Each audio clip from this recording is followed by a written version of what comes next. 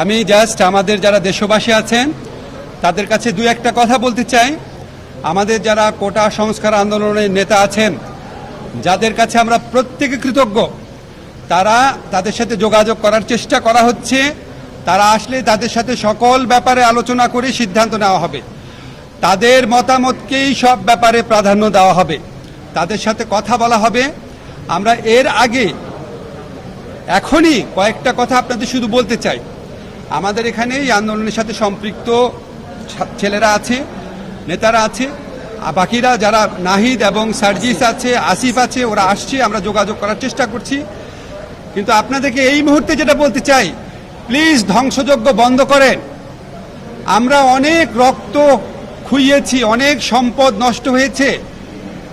আপনারা প্লিজ লুটতরাজ, আক্রমণ, অগ্নিসংযোগ বন্ধ করেন। আমি বঙ্গভবনে আসার পথে আমি অনেক ফোন পেয়েছি, কান্না করছে এক মহিলা, কান্না করছে এক লোক। প্লিজ, যেই সমস্ত খারাপ কাজকে আমরা ঘৃণা করি সেগুলি নিজেরা কেউ করবেন না। যারা করে তাদেরকে বাধা দেন। এই দেশের সম্পত্তি যেগুলি আছে এগুলি আমাদের। এখন তো আমরা যেরকম সরকার চাই, ইনশাআল্লাহ সেরকম একটা সরকার গঠিত হবে। এই সম্পদ তো আমরাই ব্যবহার করব। আজকে যে নাহিদ আছে, সার্জিস আছে বা আসিফ আছে, ওরাই তো এই সংসদ ভবনে বসবে এক সময়, ওরাই তো এই দেশটা চালাবে। আমরা আর কতদিন বাঁচবো? আপনারাই তো বাঁচবে। নতুন প্রজন্মে যারা আছেন সবার কাছে বলেন আর রাষ্ট্রীয় সম্পত্তি ধ্বংস না। আরেকটা কথা আমি ব্যক্তিগতভাবে বলি, আমার উপর রাগ করবেন না।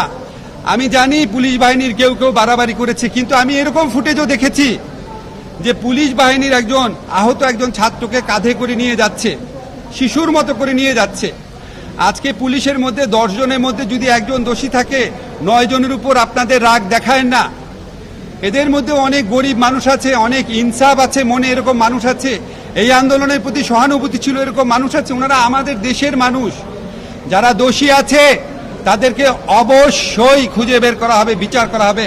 আজকে আমরা মহামান্য রাষ্ট্রপতি, মহামান্য আমাদের আর্মি চিফ, আমাদের নেভি চিফ, এয়ার চিফ, সবার সাথে মিটিং হয়েছে। আমি মিটিংয়ের ব্যাপারে কিছু বলবো না আপনাদের, শুধু একটা জিনিস বলি, অত্যন্ত স্ট্রং ভাবে আমরা বলেছি প্রত্যেকটা হত্যাকাণ্ডের বিচার করা হবে।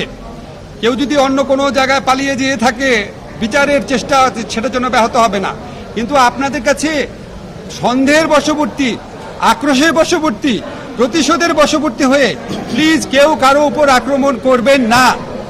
এটা আমাদের দেশ, আমাদের দেশের আমরা এই বৃদ্ধ প্রজন্ম, আমাদের নতুন প্রজন্মের জন্য একটা ভালো দেশ রেখে যেতে পারি নাই। আমাদের নতুন প্রজন্ম কষ্ট করে এই সুযোগটা, এই সময়টা আমাদের জন্য আর্ন করেছে, এবং এই নতুন প্রজন্মের এই আর্নিংটাকে অনেক সময় বিপ্লব বেহাত হয়ে যায়, অনেক ভালো কিছু বেহাত হয়ে যায়। এই ধ্বংসযজ্ঞ, লুটতরাজ, হানাহানি করে যেন কেউ নষ্ট করতে না পারে।